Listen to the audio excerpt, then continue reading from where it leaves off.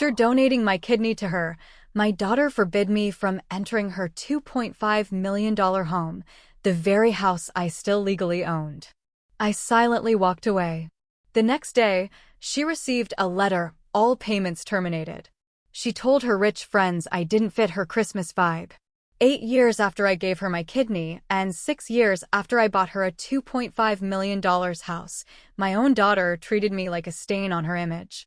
So I walked into her perfect party, smiled at the room, and made one phone call that blew her carefully curated life apart.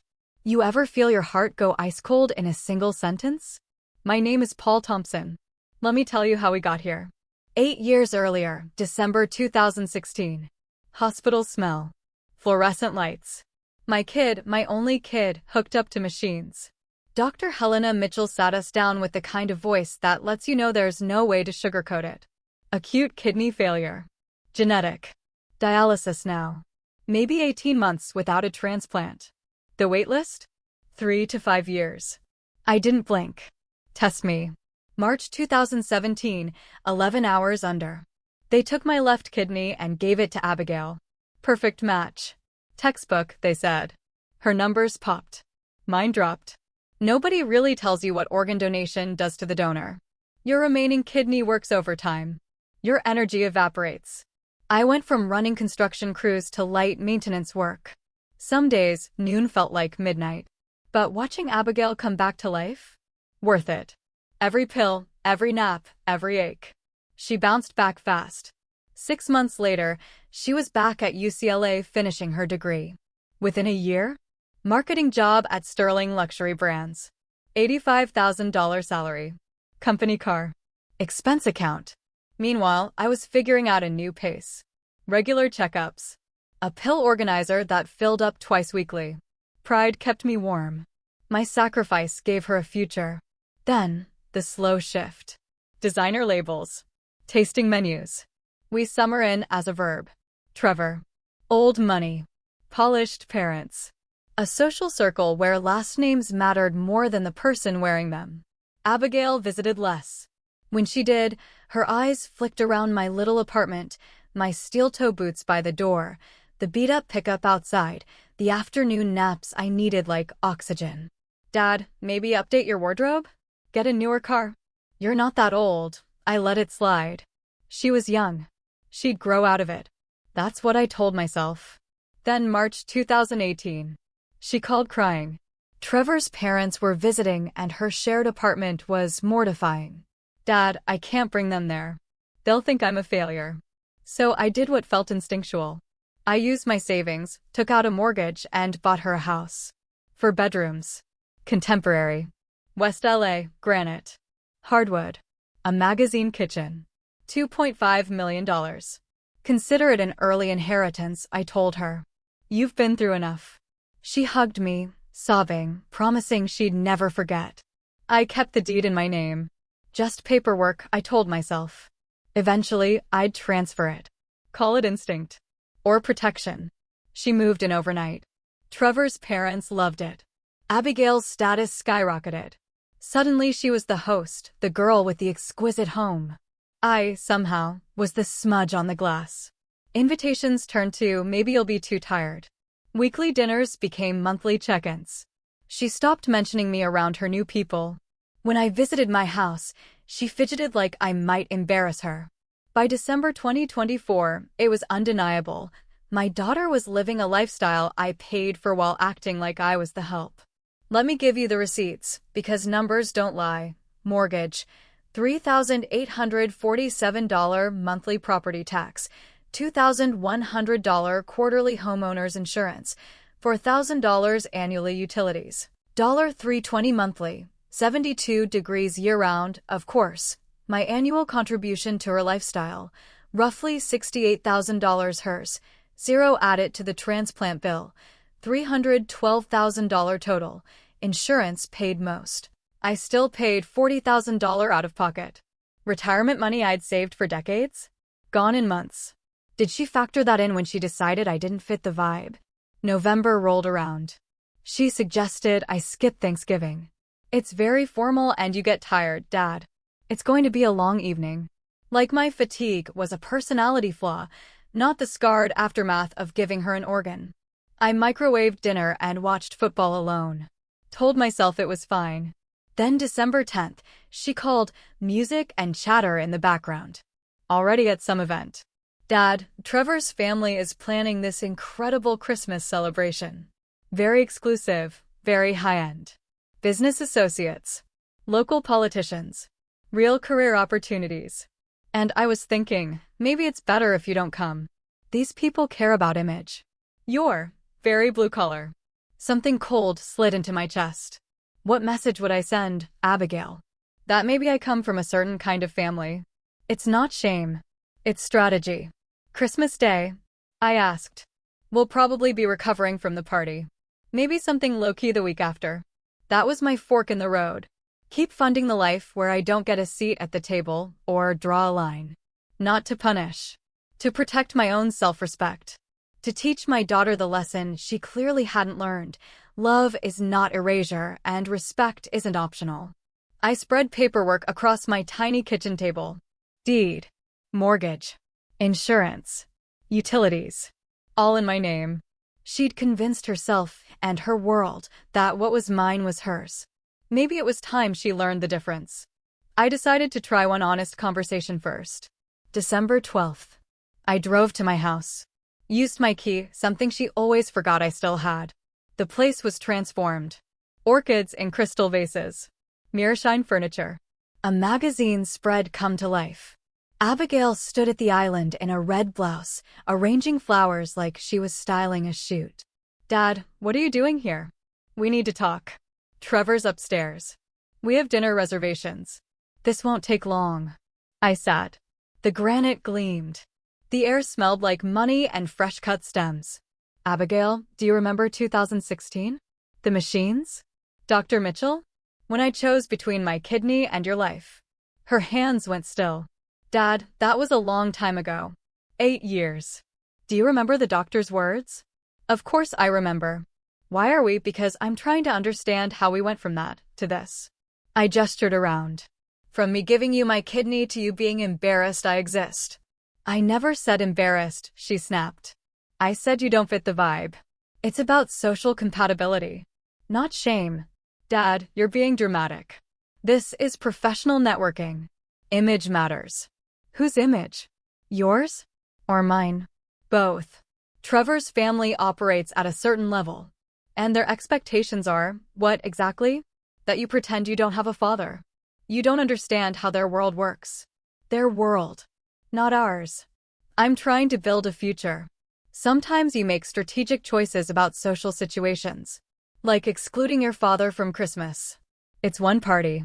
No, it was Thanksgiving. Before that, your birthday dinner. The housewarming before that. Always a reason. Always my fatigue, or my clothes, or my truck. Because you don't know how to navigate high-stakes social environments. In the house I bought you. With the kidney I gave you. She froze. Don't what? Mention inconvenient facts. Don't use the kidney thing as emotional manipulation. The kidney thing. Do you know my current kidney function? I asked quietly. Dad, please. 23%. Down from 50 before I gave you mine. I know you have fatigue issues, some fatigue issues, I repeated, almost laughing. I gave you an organ, Abigail. It doesn't grow back. She shifted, uncomfortable. I never asked you to. The words hung heavy. You never asked me to, I said. The doctors gave options. You chose. And I'm grateful. Are you? Of course. But I can't spend my life paying back every sacrifice you made. That's not fair. I'm not asking you to repay anything. I'm asking you to remember I exist. You're asking me to jeopardize my future for your feelings. There it was. Out loud. My feelings versus her future. Like they were mutually exclusive. I stood.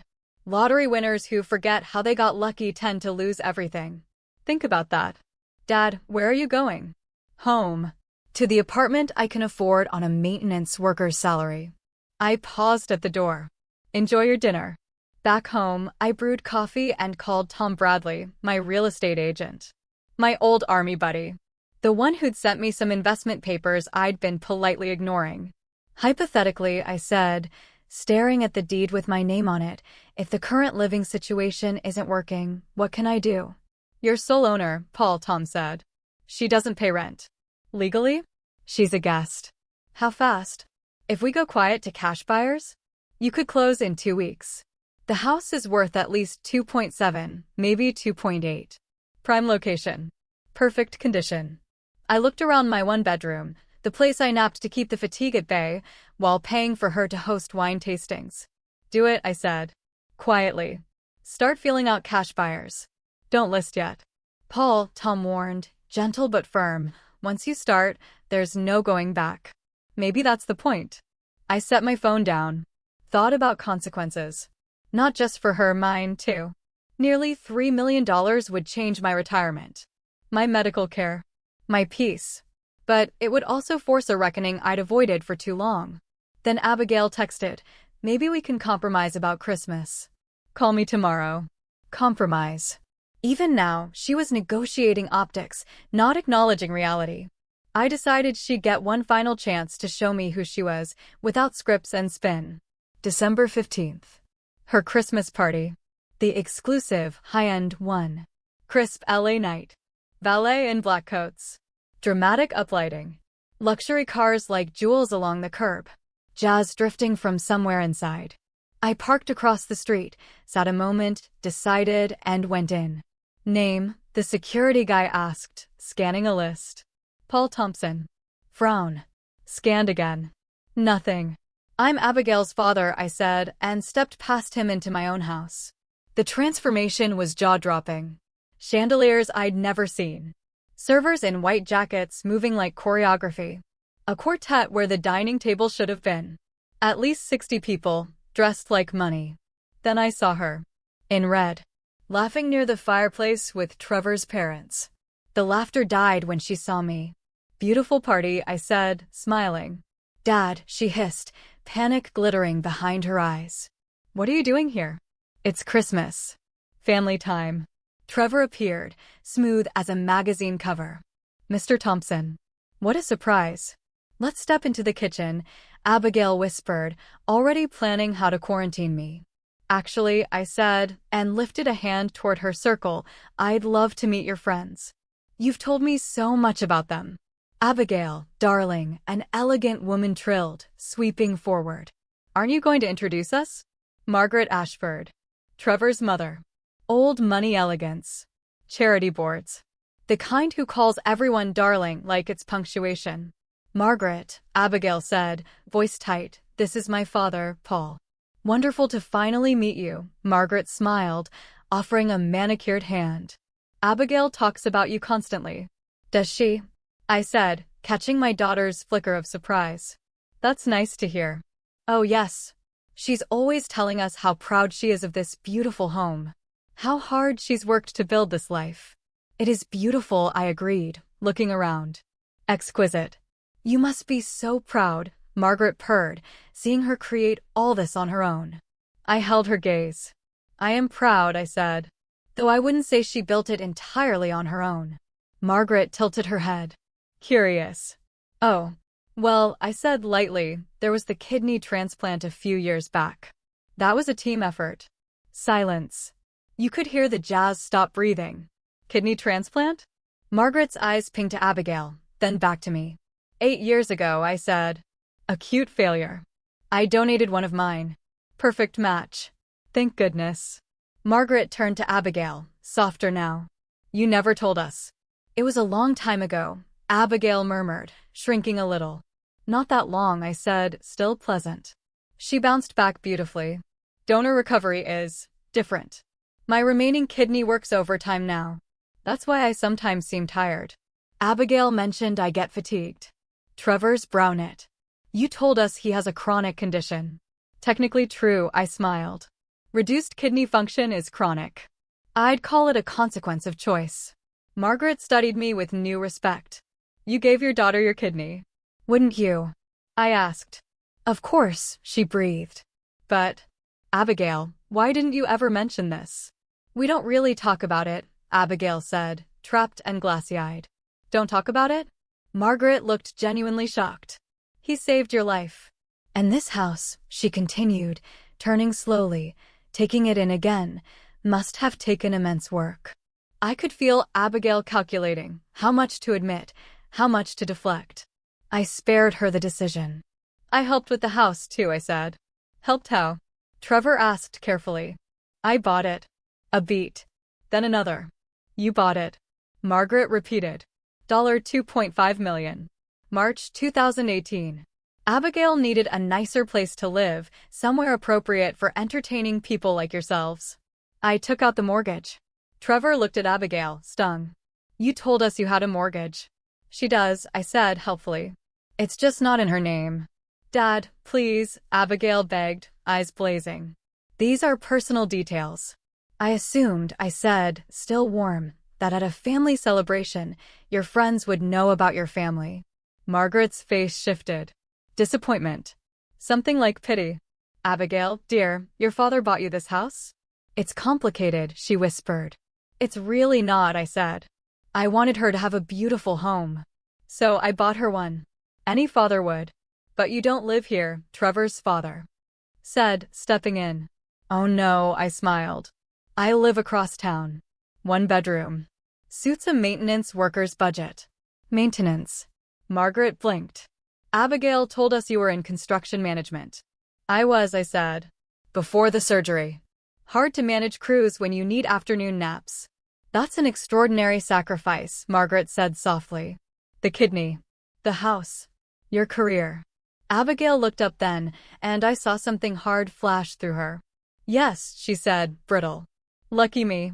Then she leaned closer and whispered the sentence that finished something inside me. You want the truth, Dad? I wish I'd gotten that kidney from someone who matters. Someone who wouldn't make me pay for it with gratitude for the rest of my life. I stared at her. Then I smiled. That's exactly what I needed to hear. I pulled out my phone and hit call. Tom, I said, loud enough for the polished world around us to catch every syllable. It's Paul. Move forward with everything. Tonight. Abigail went white. Dad, what are you doing? Something I should have done a long time ago. Who's Tom? Trevor's father asked. Tom Bradley, I said. My real estate agent. A ripple ran through the room. Real estate agent? Margaret echoed, confused. Abigail said you weren't planning to move. Abigail doesn't own this house, I said calmly. I do. Deed, mortgage, insurance, property taxes, all in my name. Abigail lives here, but legally? She's a guest. Margaret turned sharply. Is that true? It's complicated, Abigail whispered again. No, I said. It's simple. I bought my daughter a home because I thought we were family. Tonight, she made it clear we're not. You can't sell it, she gasped. This is my home. You just told me you wish someone else had given you your kidney. Well, someone who matters is taking back his house. A crowd gathered. The story was writing itself in whispers. Trevor looked at Abigail like he'd never seen her before. You told me he was a sick maintenance worker who couldn't take care of himself. He is, she snapped, desperation cracking her tone. Who bought you a $2.5 million house, Margaret said quietly. And gave you a kidney, Trevor's father added. My phone rang. Tom again. Paul, Hendersons are still interested. $2.75 million cash. 30-day close. Want me to draw papers? I held Abigail's eyes. Make it 2 weeks. 2 weeks. Tom sounded startled. Abigail just explained she wishes the kidney had come from someone who matters. Someone who matters can afford his own place. 2 weeks. Jesus, Paul. She said that? In front of how many people? Enough. 2 weeks it is. I hung up. Abigail was crying openly now. Mascara tracks. Please, Dad. You're destroying my life. No, I said softly. I'm stopping the destruction of mine. To the room, I said, apologies for the interruption. For those interested, this beautiful home will be changing hands very soon. If you've ever wanted to live in this neighborhood, Mr. Thompson, Margaret pleaded, surely this can be resolved privately. I tried privately, I said. For years. Trevor looked at Abigail, grief and disgust mixing. My father always said character is how you treat the people who gave you everything when you think no one's watching. He glanced around. Everyone's watching. He walked away. His parents followed. The party began to bleed guests like a wound. I turned back to my daughter. Monthly payment is $3,847, I said quietly. Add taxes, insurance, utilities, call it $5,000 a month. 6 years. That's $360,000 in payments. Plus $2.5 million to buy. Plus $40,000 out of pocket for your transplant. Almost $3 million into you and your future. And tonight, you told a room I don't matter. She sobbed. I walked to the door, then paused. Close is in 2 weeks. You'll need to vacate by December 29th. That gives you exactly 14 days to figure out where you'll live on $85,000 a year. Where am I supposed to go? She choked. That's the first decision you'll make as an actual adult who pays for her own choices. If you can't afford this area, don't live in this area. My job, my life. Your job pays $85,000, I said. Your life costs $300,000. The math never worked. You just never had to face it. I walked out of my house and didn't look back. The next morning at 7 a.m., Tom called. Henderson's accepted, $2.75 million cash. 14-day close. You ready to sign? I watched sunrise through the little window in my kitchen. I'm ready. At the risk of being that friend, Tom said, you sure? Once we sign and they put down earnest money, there's no undo button. There wasn't an undo button after last night. At his office we went line by line. Sale price, $2,750,000 earnest money, $275,000 non-refundable after. 3 days close date, December 29th. The buyers want a walkthrough tomorrow. Tom said. Will the house be accessible? She has keys, I said. She'll cooperate. My phone buzzed over and over. Abigail, 7 missed calls. I finally answered. Dad, we need to talk. We talked last night. I was upset. I didn't mean it. Which part? Embarrassed by me? Wishing the kidney came from someone who matters? That I don't matter. All of it, she cried. I was trying to impress Trevor's family. I folded under pressure. There will always be pressure, I said. Who'd he throw under the bus next time? You can't sell the house. It was never your house, Abigail. It was my gift. You made it clear gifts from me are unwelcome. That's not what you said. You wish the kidney came from someone who matters. I was angry. No. You were honest. Silence. Then, quiet. If you sell, I'll have nowhere to go. You're a smart woman with a degree and a good job. You'll figure it out. I can't afford rent here. Then don't live there. My social life, listen to yourself. She didn't say anything. I let the silence do its work. I don't regret the kidney, I told her. Or the house. Or the payments. But none of that was an investment in your lifestyle. It was an investment in our relationship. And you've made it clear that has no value to you. That's not. Love isn't a feeling, Abigail. It's a choice. For the last 2 years, you've chosen status over family. I can change.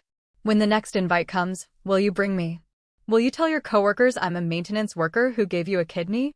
When someone compliments your house, will you tell them your father bought it? She said nothing. The papers are signed, I said. Buyers take possession December 29th. You have 2 weeks. Dad, I love you. But I won't be taken for granted. And I won't pretend disrespect is love. I hung up and turned off my phone. Consequences arrived on their own schedule. Within 24 hours, the story ricocheted through her social world. LA's circles look big. They're not. And here's the kicker I didn't know until later. Margaret wasn't just Trevor's mother. She sat on the board at Sterling Luxury Brands. She also values family loyalty like oxygen. December 18th, Abigail called, voice hollow. HR wants to talk. They heard about the party. They're questioning my character. Culture fit review. They want to know how someone could treat their father like that. What did you tell them? That it was a misunderstanding. That you were being dramatic. I made one phone call and told the truth about the house. The rest? You did. She was quiet. Then, smaller, Trevor broke up with me. I'm sorry, I said, and meant it. I knew how his family operated. They protect their own. Watching her discard the person who gave her everything? That's a trust fracture you can't spin. By December 22nd, a local reporter started sniffing around. Family values, gratitude, holiday scandal. She called panicked. Dad, journalists are calling. This could ruin me professionally. Only if you let it, I said. What does that mean? You can keep playing the victim. Or you can take responsibility and try to make it right. How? You already sold the house. The house was never the point. It was a symptom. Of what? She asked, exhausted. Of you forgetting that people who love you aren't disposable. Christmas Eve. There was a knock at my door. Abigail stood there, hair unwashed, eyes swollen, the polished mask cracked clean through. Can I come in? She dropped onto my old couch. I lost my job, she said flatly.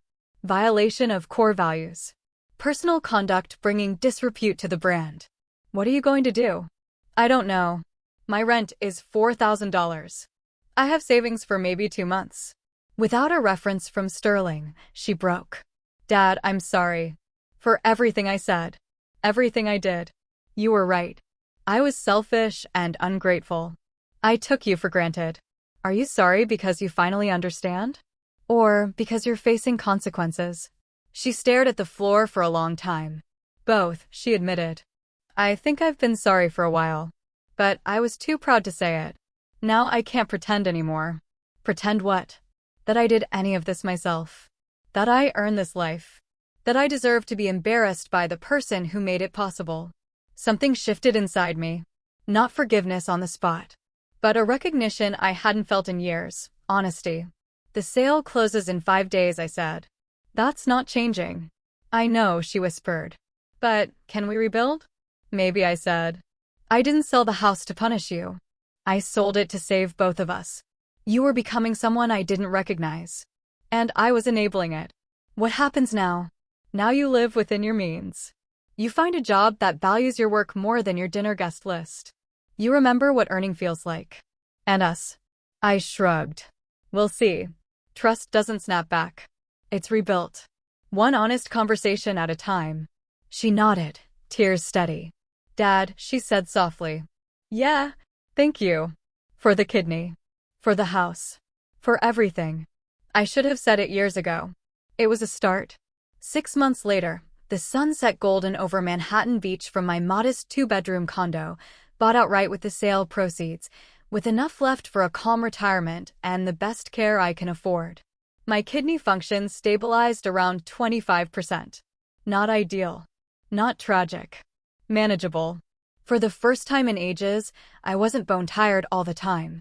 Abigail lived in a small 1-bedroom in Culver City. $1,800 a month. Exactly the right number for her income. She'd landed a job at a smaller marketing firm. Less money. More substance. Results mattered there. Not last names. We did dinner every other Sunday. Nothing fancy, usually takeout at my little table with the ocean doing its quiet work in the background. That night she arrived with a warm bag of pad thai and green curry. Looked healthier. Softer. More herself. How was your week? I asked, opening containers. Good, she said, smiling. We landed that sustainable clothing client. They liked my pitch about authentic storytelling. I raised an eyebrow. Authentic storytelling. I know, she laughed. I hear it. We ate and watched the sky turn orange and pink. I've been thinking about Trevor, she said later. Not because I miss him. Because I finally get why it fell apart. He never knew me. He knew the version I built. And when the lies cracked, he felt betrayed. Not just by the story, but by how fast I was willing to throw you away to keep it going. What did that teach you? I asked. That you can't build real relationships on fake foundations, she said quietly. That authenticity isn't a buzzword. It's the only way to connect with people who matter. We sat with that. Do you regret it? She asked softly. Selling the house? I regret that it was necessary, I said.